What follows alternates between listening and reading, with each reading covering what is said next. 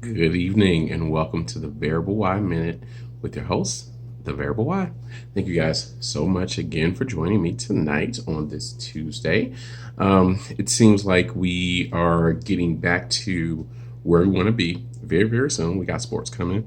We had special on the NBA on TNT tonight, Major League Baseball. I think they'll be back before the NBA comes back. That is, of course, if everyone does not get the coronavirus. But we're not going to worry about that. But tonight, I wanted to talk about something that is kind of near and dear to my heart. So I haven't talked about it in a while because there really hasn't been much for me to talk about in this area. But for those of you who are new to the show, you haven't seen any of the old episodes, or those of you who know me, which is most of you, but don't really know this side of me, I am a fan of professional wrestling. I've been watching it ever since I was a kid. It was something that my dad and I actually shared as something that we had in common. He watched it and I watched it, and we both loved it. Other people in my family were not that keen on it, but him and I were. And even after he left, it was something that I was into, got out of it a little bit in my teen years, of course, because I discovered girls and I wanted to devote more time to them. But like many of you who are wrestling fans, who are of a certain age, the Attitude Era is probably what brought me back into it. And we can get into that a little bit later, but that's not going to be the main focus of this show today.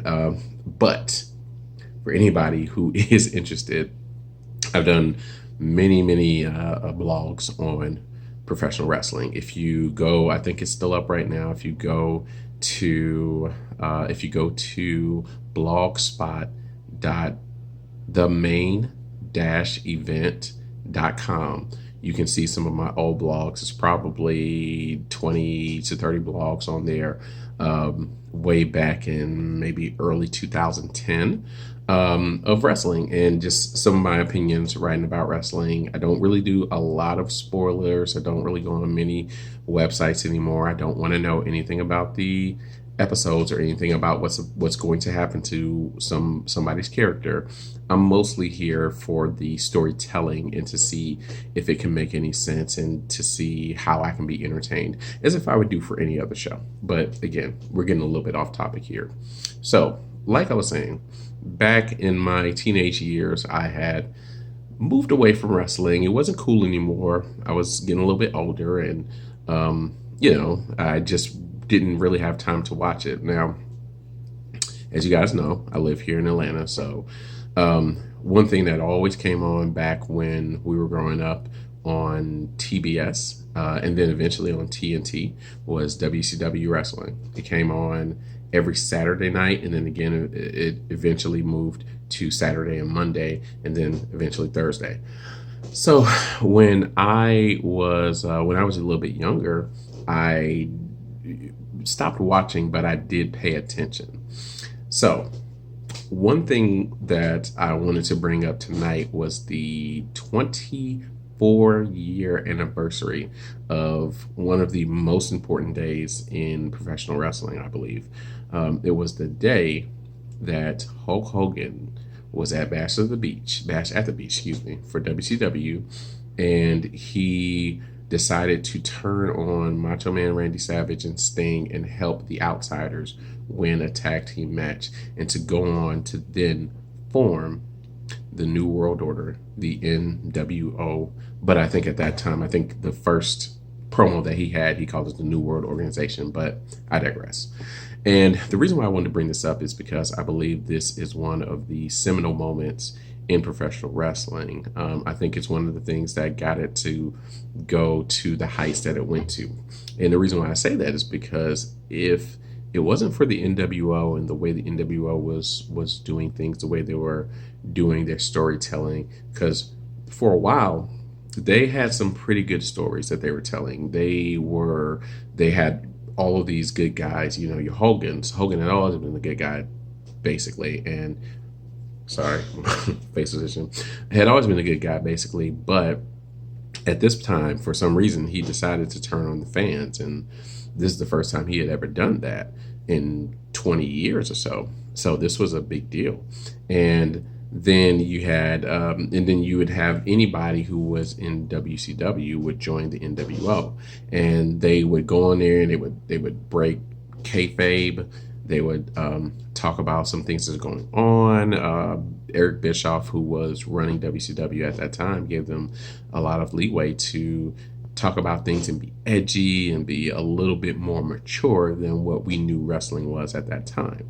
And of course, I think that prompted the WWE, which was the WWF at the time, to get a little more mature as well, which brought D-Generation X, which gave superstars like Stone Cold Steve Austin, The Rock, and not just those guys who elevated to the top, but it gave many, many guys the opportunity to get on the mic and pretty much say anything they want.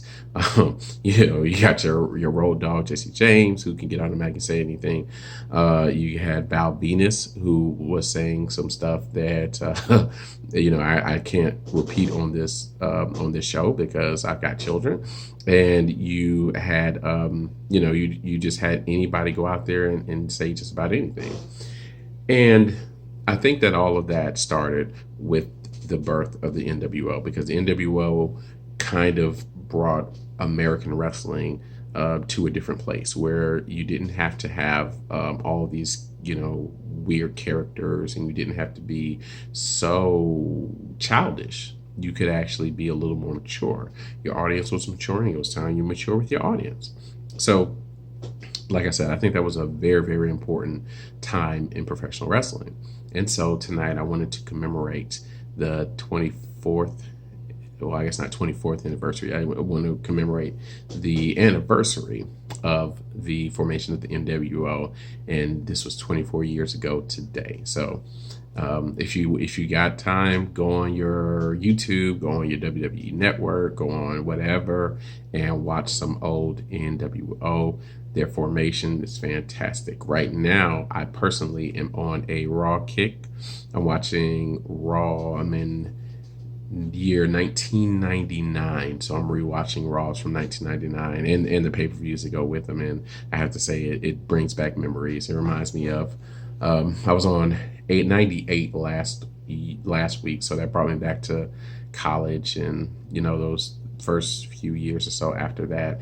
And 99 is kind of bringing back some old memories as well. So anyway, just wanted to bring that up.